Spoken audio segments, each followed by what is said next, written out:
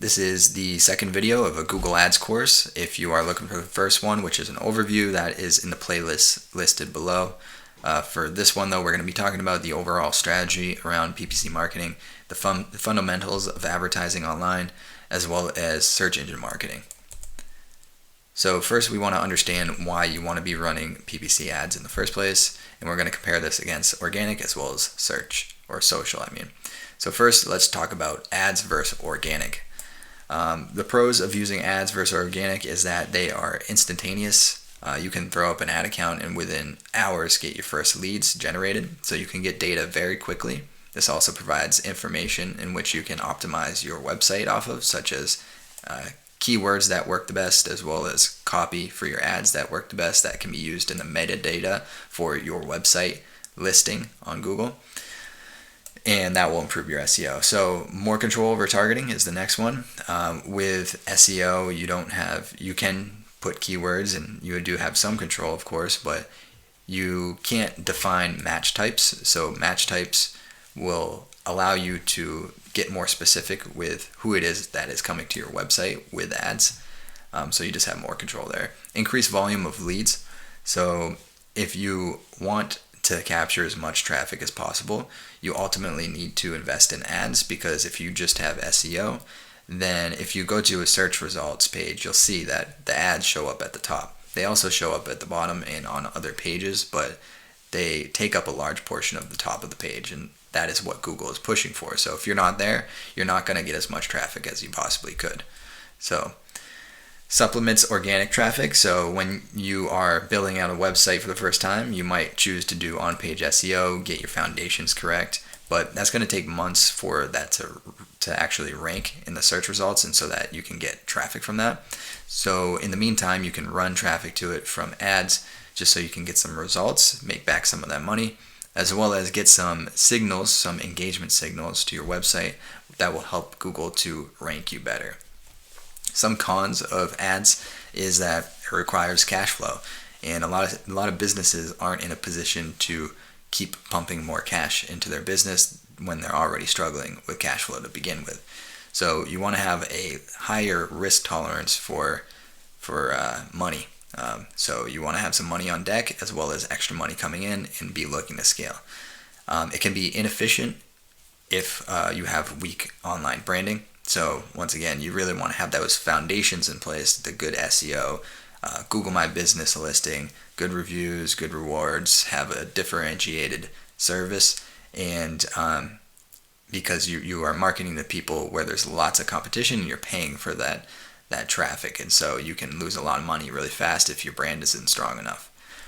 Search versus social. The biggest pro is that it's high intent. So with search traffic, people are telling you exactly what it is that they need, and this is the most direct traffic you can get. If you can't sell them, selling someone off social where you're trying to distract them from perusing their social media is going to be much more difficult. So you won't be able to do that if you can't sell them direct. The cons are you're limited by search volumes, and so you can't go knocking on people's doors in an area and tell them to search for your thing more. Whereas with social, you can convince people that have certain interests to get into your funnel, so you can scale it a little bit better with social. But ultimately, I would say 80% of businesses plus should be taking advantage of Google before they take advantage of cold traffic from social platforms. Even if you're in an industry that really lends itself to social media marketing, you could actually find a nice niche in the marketing where most people aren't focused on Google ads. An example of this could be like massage therapy or a dance studio or something like that. Most people traditionally might go the social route, but there's still people looking for dance studios on Google. So now we're going to talk about how ads fit into your overall search engine marketing strategy. Not every business, as I stated, is ready to invest in ads. It's good to ensure that you have those foundations in place first, and then upgrade into advertising to eliminate some risk. The first thing you want to focus on in your overall search engine marketing plan is on-page SEO. And this involves conversion rate optimization design. So having a good design of the website as well, because this will help your SEO in the sense that people are going to engage with that site more properly. But first, let's start with keywords. The keywords on your page, you want to have specific keywords that are very specific to what the person is looking for. They don't have double meanings, and also it's specific to the service that you're offering. Hiring intent, so the keywords that you're targeting have hiring intent. It's not just they're searching like a broad phrase and they might be looking for information about that thing, but they're actually indicating they're looking for a consultant, a business, a service, etc. LSI content, so just long tail content, related content that gives Google a lot of information about the context of your main keywords, so it will help you rank. Website structure, so just having things linked. This goes with internal and external linking, so having the correct navigation, moving people in a good sales direction throughout your website, having clarity in what you want people to focus on. This is all very important. It also factors into website conversion rate optimization, which comes down to also website performance. How fast is it loading? So you want all these things in place before you ever consider investing in ads. Then you also want this in place as well, so key listings and citations. So Google My Business, is that set up? A lot of businesses will benefit a lot from having the Google My Business set up because they show up in the maps region. If you're a local service-based business, it's super important because you're going to get a lot of traffic from that.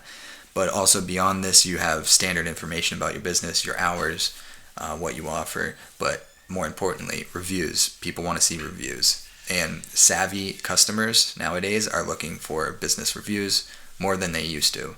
And so if you don't have any reviews online, get those first before you're running ads. Make sure you at least have like 5 to 10 reviews such that you can prove that you're a legitimate business. Then just make sure that you also have your other citations around the web too. This builds trust. It shows that you're a legitimate business, having Craigslist, BBB, Home Advisor, niche databases, trust service pages, partners or whatever. So I'm not sure what I meant by that, but all these are varying ways in which you can get citations around the web, as well as like press releases, etc. Google ad campaigns would be the next step after you have those foundations. And so a good strategy is, if you're new to online marketing, get your Google My Business listing set up, get reviews from all your past and current clients, build out a really nice website with good design, crew principles, good SEO on page, and then start running ads to that website. This is going to help you to get early results while your SEO kicks in. It's going to increase how much search real estate you have, because now you not only have a map listing, you have an organic listing, and you're going to have a Google listing. So that's 3 different points on a search page in which you're showing up. You can expand to non-ranking target regions with your ads. So if you're not ranking in certain areas around you that you still want to get traffic from, you can target those with ads rather than your main area if you want to kind of get better efficiency there, so you're not overlapping. Engagement signals to Google to help with SEO, as well as testing vital headlines and keywords. And so you can update your website with all this information and improve that performance from your ad optimizations. Then you want to move into retargeting, since this is the most efficient means of targeting around the web. Rather than going cold to social next, you want to target warm traffic that have already seen your website. This is much easier to get right, and it's extremely efficient. You'll get really cheap leads.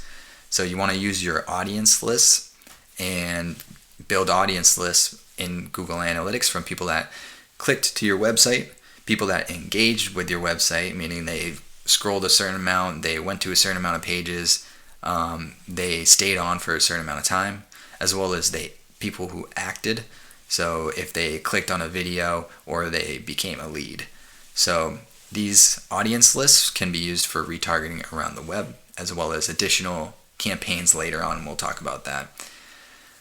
Then you want to do omnipresence. So with these retargeting campaigns, you want to become omnipresent around the web. This builds trust, and it's very cheap to do, and it's very efficient. So you want to go on the Google Display Network, showed up on all these different blogs and websites, and as well as Gmail.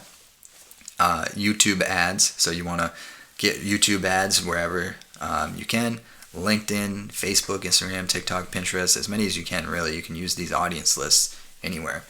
And so these are going to be really efficient use of your money, and that's why this is something that you should do after cold advertising. If you really want to scale things to the next level after that, then you can do cold social targeting. And this is difficult to do out the bat if you're just targeting based off of audiences or affinity audiences and what is given to you by the platforms. You can do specific placements, but really what you want to start with is cold social targeting off of audience signals. And you can build these from, as we mentioned, your retargeting lists for people who clicked to your website, engaged with your website, acted, became leads, or customer match lists.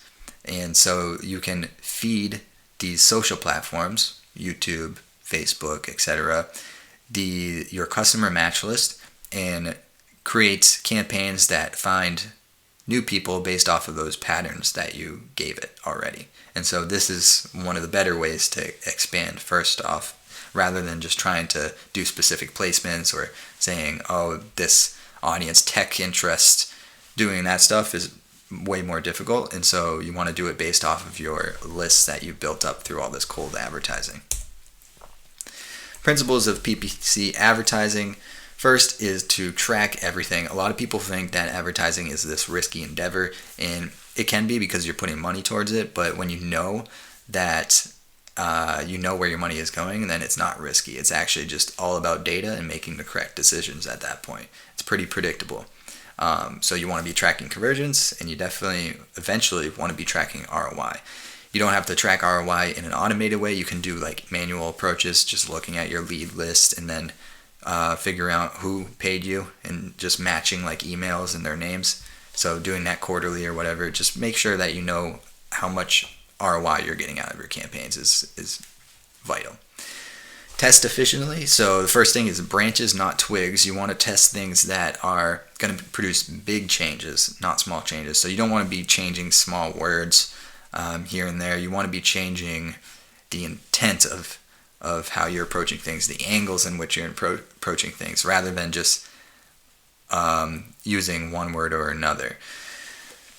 You also want to change only one variable at a time, and since you're only changing one variable at a time, you got to make sure that that one variable is very impactful and small. And so I like to do call to actions. That's a very good one. Headlines, those are good ones as well. But the body content and design, I usually wait a long time to ever test those. You want to test the small things, not too many and not too little. So you don't want to test you don't want to test too many things or too little things, because if you test too much, it's going to take really long to make decisions, and your company might not have that risk to handle. So you want to just test a couple of things in the early stages. You also want to optimize before scaling. So optimization is basically refining, whereas scaling is expanding. And so cold sales, networking, and referrals, these are low risk and free. And so why this is so important is because it gives you a deeper understanding of your market, and it helps you to refine your sales process and your copy. And this is going to improve your marketing efforts. So if you don't know this, you don't have systems in place for your sales, then you probably shouldn't be running ads. Similarly speaking, testimonials and media, you want to build trust first and make sure you do that before you scale your efforts. Scaling with expanded ad campaigns, similar audiences. We already mentioned this prior, but you want to make sure that you scale in high intent ways rather than low intent by using what you already have, which is audience lists that build up from people coming to your website and becoming leads. And then leverage automation. So feed high quality data and a high amount of data to automated ad campaigns, and Google will take care of you. Google is not the best system, but they are moving towards audience-based targeting, and this is all about data analysis. And the more data, the higher quality data you can feed an automated campaign, the better Google's AI are, and their AI is better than any human can be when it's fed the right information. But when you start with this stuff, it goes wild. But if you give it the right information, it can produce better results than your actual management. So once again, what Google wants is audience-based targeting rather than keyword-based. Obviously, keyword-based is still in there. Search campaigns, you're targeting certain keywords, but they have expanded the match types quite a bit, and so broad match type is just very broad. Phrase is very broad, and even exact match never really gives you the exact keyword that you're trying to target. So you got to leverage negative keywords a lot as well. Once again, to large data sets that leverage automation. The larger, the better. If you have an account that doesn't get a lot of data relatively, like if you're a local service, most local service doesn't get a lot of data. And so you want to be slower with leveraging automation. If you're a national brand, you can get there faster. So once again, progress from manual to fully automated bidding and campaign types. Then these are the phases of advertising. This is very generic, but the build phase, 14 to 30 days, and the launch, which is basically maintaining, dialing in, troubleshooting, making sure that you're getting data at the rate that you need it, and letting that build up over about 3 months, and then optimizing, really refining that in. So the launch is you're casting a net, optimizing, you're dialing things in, finding the points that are the best for you, and then scaling, you're repeating that as much as possible to get more volume. So that's it for this video. In the next video, we're going to be talking about market research. And once again, everything is in the description below. If you want to contact me, my link is there as well as the table of contents for this and any sort of resources. All right, take care, guys.